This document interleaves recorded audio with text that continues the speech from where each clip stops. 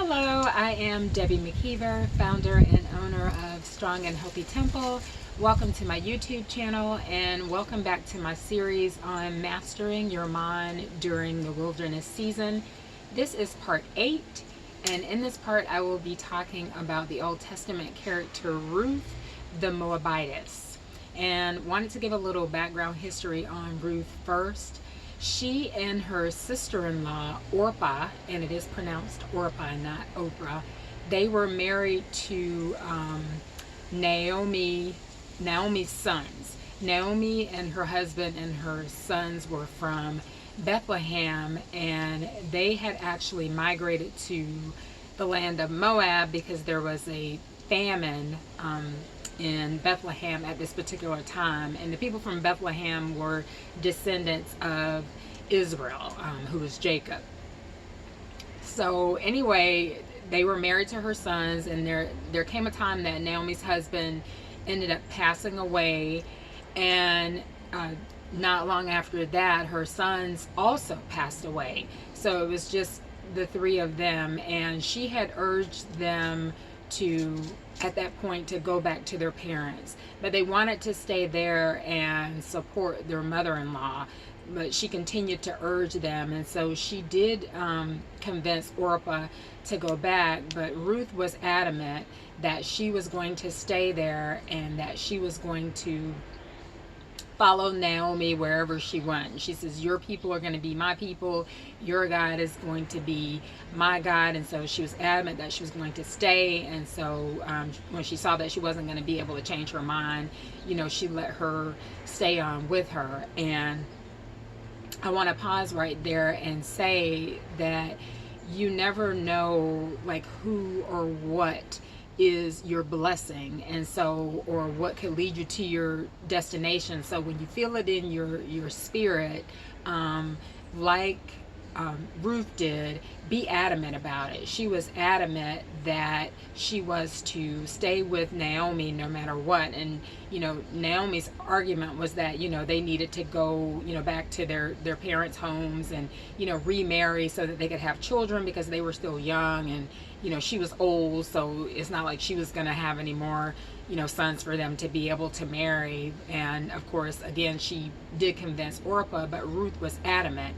And so that's how we have to be when we feel something in our spirit. We have to be adamant about that and stay with that, and not let anyone, no matter how well-meaning, talk us out of what is in the pit of our belly, what's in our gut. Our gut instinct is always right. It never lies. Intuition never lies.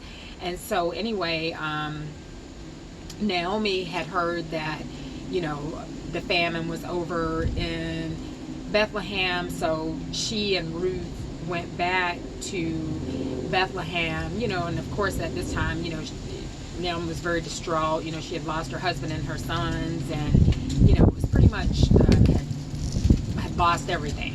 So she was poor at this time and figured that God was punishing her. And so Ruth had an idea that she would go out and glean in the fields behind the reapers, and pick up whatever grain was left, so that they'd have food to eat. And she ended up in the field of one of Naomi's in-laws, one of her, her deceased husband's relatives, by the name of Boaz. And so she went out, and what she was doing, it was the barley season there, and she was gleaning all the grain that was falling behind the reapers in the field. And Boaz was an extremely wealthy man, and he was older, not old, but he was older than more aged than Ruth. Ruth was a young woman. But anyway, he saw her out in the field, and he had asked one of the reapers who she was. And he explained to Boaz, who Ruth was and what she was doing, and how, she was taking care of her mother-in-law, and how she was so faithful and loyal to her mother-in-law, and she had been out in the fields, all day gleaning so they could have something to eat. So anyway, he went over to talk to Ruth, and he told Ruth to make sure that she stayed in his field and not go to any other fields, and that she would be safe there. And he also ended up inviting her to lunch with the other reapers. And at that lunch, he, made sure he pulled the reapers aside, and he told them to drop heads of barley for her on purpose, not to let them, her know what they were doing. Don't say a word to her, but just do that on purpose, to make sure that she and her mother-in-law would have enough. And so I want to pause right there and say that when you're doing good, a lot of times, you feel discouraged, and you feel invisible, and you feel like no one is noticing what you're doing. I want to say that no good thing goes unnoticed. It certainly does not go unnoticed by God, and it doesn't go unnoticed by other people, even though it may seem that way. And there's somebody that God has there, because the divine works through third parties on the earth. Again, we're all expressions of God, and so he's working through someone who's noticing you're good. You never know who's noticing what you're doing. So if you're doing a good deed, keep doing it. Don't do it for show. Don't do it with a motive. Just do it from a good and sincere heart, like Ruth, and I guarantee you that it won't go unnoticed. And with that being said, I'll continue on in her story. So, he invited her to lunch. She ate lunch, and he, sent her home with some more barley and things for Naomi. And when she got home, Naomi had asked her how everything went, and she was telling Naomi all about Boaz, and Naomi got like really excited because she knew who Boaz was. And she, was explaining to Ruth that he was, a really rich relative of her deceased husband. She was like, oh, this is so exciting. He's a relative, do as he says, make sure you do as he says, and stay in the fields and glean only in his fields. You'll be safe there. And an important, I wanted to point out something important that Naomi says there. She says, do as he says. And so in that, I just want to stress the importance of obedience, and being obedient to the still small voice, being obedient again to the intuition and to the inner voice that you hear in your spirit, and being obedient to those instructions. Do whatever it says. And so that was what Naomi was pointing out to Ruth. And she had also given Ruth instructions on how to marry, this rich relative, so that she could have descendants, so that Naomi and, her husband's family would have descendants from her. And so she had told her what to do. She told her that he would be, what time he would be eating supper, and told her to go down, to where he was, and gave her instructions on, she said, wait until after he eats supper, don't let anyone see you, don't announce yourself. And once he goes to sleep, she told her to, pull up the covers and lie down at his feet. And so she followed her mother-in-law instructions. Again, there goes the obedience. And so when he woke up and he noticed that a woman was at his feet, of course he wanted to know who it was, and she announced herself and told him who she was, and told her what Naomi had said about the instructions for marriage. And he was very impressed with Ruth's obedience to her mother-in-law and her loyalty. So, of course he wanted to marry this woman. And also he was impressed that she would want to marry an older man like him, just because of her mother-in-law's instructions, when he knew that she would probably be better off with somebody younger, even if that man was poor, because she was a young woman, and of course she would want a young man and have plenty of descendants and all these kinds of things.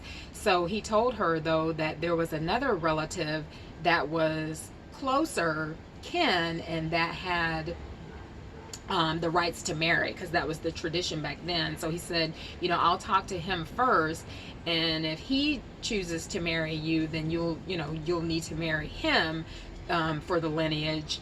But if not, you know, I'll marry, you know, you'll be my wife. And so, you know, he gave her gifts to take back to her mother-in-law. You know, he didn't want anyone to see her, so he told her to stay there until morning, because it wouldn't look appropriate, you know, if people saw her coming out of his room. And so she followed the instructions and stayed until morning.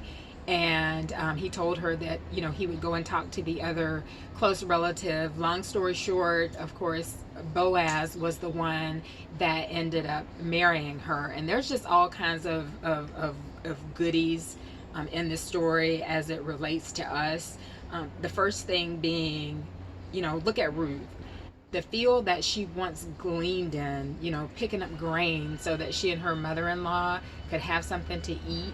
Now she owned this field, because she was married, you know, to the owner of the field. Now she was married to this very rich man. First of all, she went from being poor to rich. Secondly, she now owns the field that she was once gleaning in. She is, if you've read the story, she is her and Boaz ended up having a son whose name was Obed, who was the father of Jesse, whose son was King David. So she's the great-great-grandmother of King David. And from that lineage, of course, came Jesus the Christ. So here she is in the royal family. And Boaz in this instance, and I know for a lot of people, when they think about Boaz, they think about, oh, you know, my Prince Charming, the man I'm going to marry.